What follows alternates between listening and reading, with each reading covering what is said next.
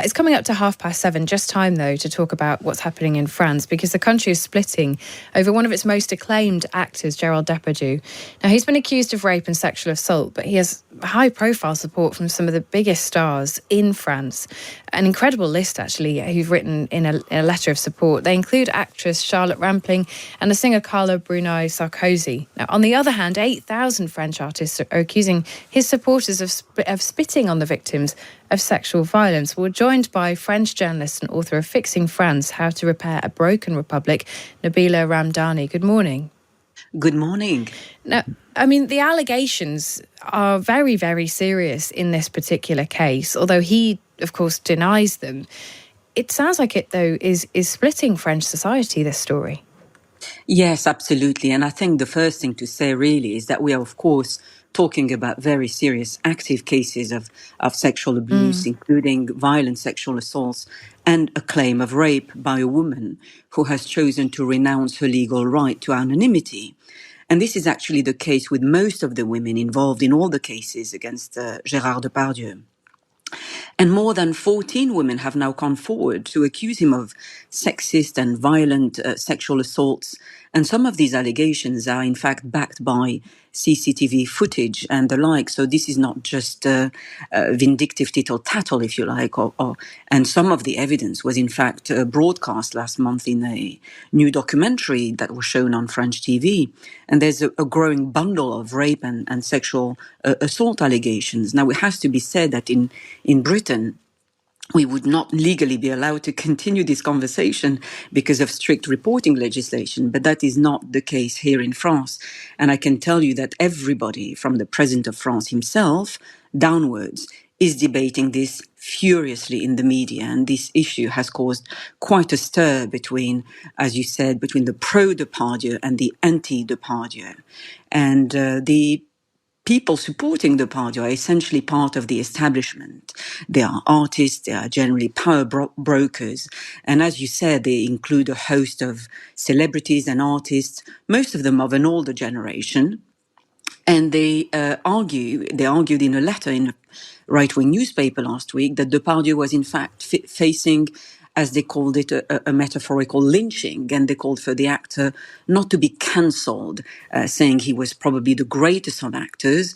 The president himself, Emmanuel Macron, said he's a great admirer of Gérard Depardieu, and he said he still makes France proud. All of his supporters insist that he should be presumed innocent until convicted by a court, but they also argue, in their own words, when you attack Gérard Depardieu like this, it is art you are attacking. And the idea is that this sacred monster of cinema, as he's referred to in France, is untouchable.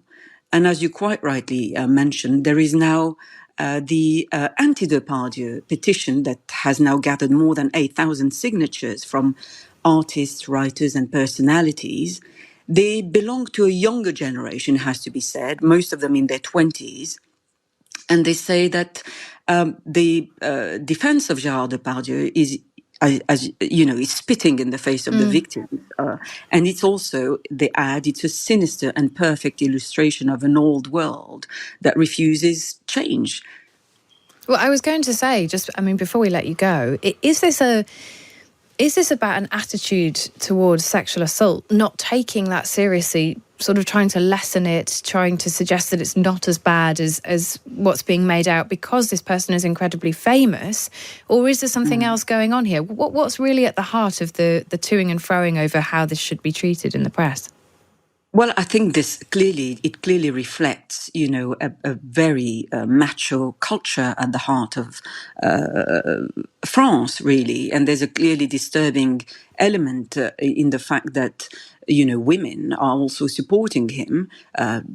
Older women, it has to be said, but it's an indictment of a reactionary generation of French people who instinctively don't think there is much wrong with sex abuse, to put it bluntly. And this is the generation that made sexually exploitative films, that read exploitative literature, even sang exploitative pop songs.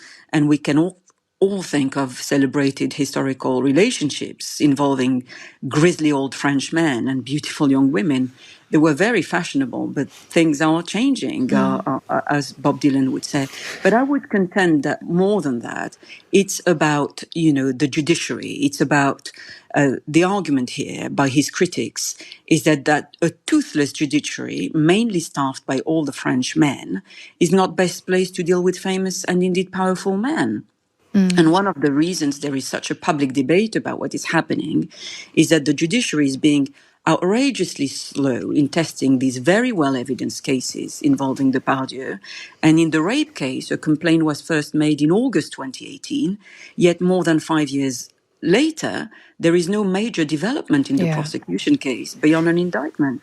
And this is probably the strongest example of what is wrong with reported violence against women in France in 2024. Yeah, and it's also a problem in this country too, it has to be said, about the way we prosecute rape and sexual assault here. Nabila Ramdani, thank you for taking us through what's happening in France there with Gérard Depardieu and that particular case. So interesting. Obviously, presumption of innocence is very important, but it's extraordinary that the president was able to sort of stick up for someone accused of those crimes because the art is more important than the artist, which is an extraordinarily French attitude to it. You wouldn't imagine that happening in the same way in this country for all our problems in that area, as you say, Kate.